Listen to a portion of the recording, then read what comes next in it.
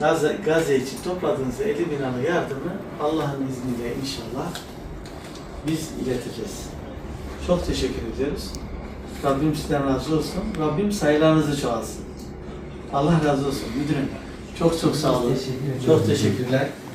İyi ki böyle vallahi pırıl pırıl bir çocuklarımız var. Gibi değerli müdürlerimizin olması bizi daha çok onurlandırıyor. Elinize sağlık, cebinize sağlık, öyle diyelim.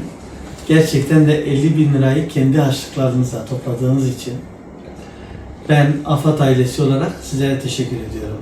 Siz bizim için kıymetsiniz. Çok çok teşekkürler.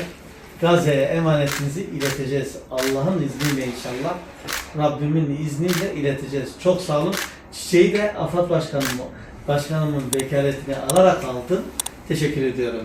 Çok sağ olun.